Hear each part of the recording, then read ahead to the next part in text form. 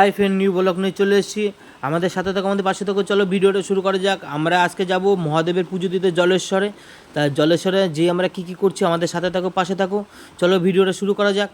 এখন রুম্পা রেডি হচ্ছে, তাই রুম্পাকে বললাম তাড়াতাড়ি রেডি হয়ে না। দেখো আমার বউ তো রেডি হয়ে গেছে, আর আমি তো জানো তো ছেলে মানুষের রেডি হতে কেটা জামা প্যান্ট পরবে, শার্ট পরবে, চলো হাঁটা দেয়। ছেলে মানুষের রেডি হতে তো 2 মিনিটও টাইম লাগে না, কিন্তু মেয়ে মানুষের হতে কিন্তু টাইম লাগে, সেটা তো সবাই জানো।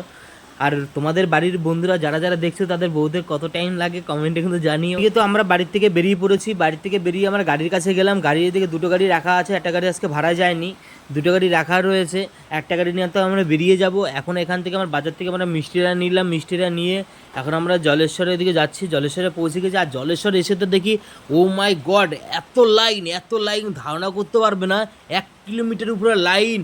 ওই মাথা থেকে দেখো বন্ধুরা, পুকুরটা পুরো লাইন, এতটা লাইন। আমার দেখে লম্পা বলছে দেখো, আমি দেখো মন্দিরের দিকে যাচ্ছি, আমি মন্দিরের দিকে দেখি শর্টকাট লাইন পাওয়া যায় নাকি, কেন এত লাইনে আমি দাঁড়িয়ে মহাদেবের পুজো দিতে পারবো না।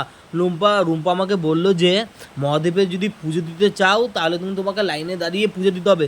সত্যি যেটা হয় লোকের সাথে, মেয়েদের সাথে আসলে আর পারাই যাবে না। এবার তো আমি মন্দিরের দিকে বললাম, বউকে দিকে দাঁড় করে রেখেছি, আমি মন্দিরের দিকে ঘুরতে ঘুরতে আসলাম।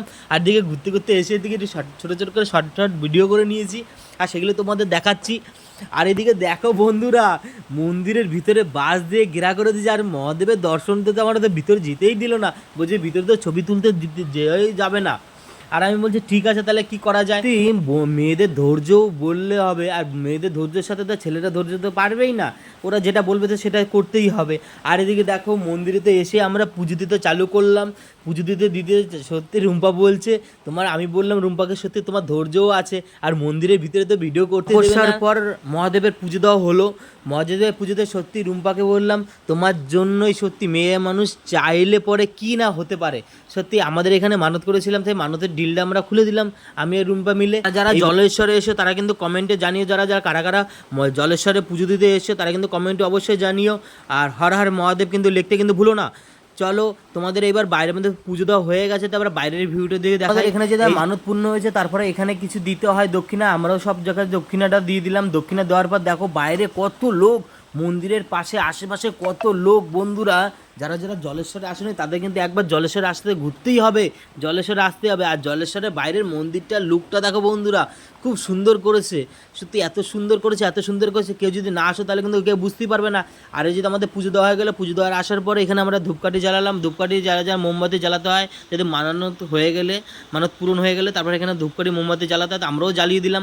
জ্বালানোর পর দেখো বন্ধুরা এইখানে ভিড়টা দেখো, আর এখানে কি পরিমাণে মানে ধূপকাঠি মোমবাতি জ্বালানো হচ্ছে। আর এখানে তো প্রসাদ বিতরণ হচ্ছে, আমরাও তো উপোসটা ভেঙে নিলাম প্রসাদ খেয়ে।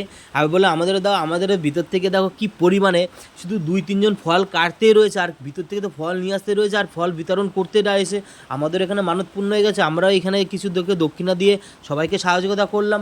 আর আমাদের যদি ভিডিওটা ভালো লাগে থাকে আমাদের কোনো কমেন্টে জানিও, লাইক কমেন্ট আর শেয়ার করতে কিন্তু ভুলো না বন্ধুরা। চলো নেক্সট ভিডিও তোমাদের সাথে দেখা হবে, চলো সাথে থাকো, পাশে থাকো।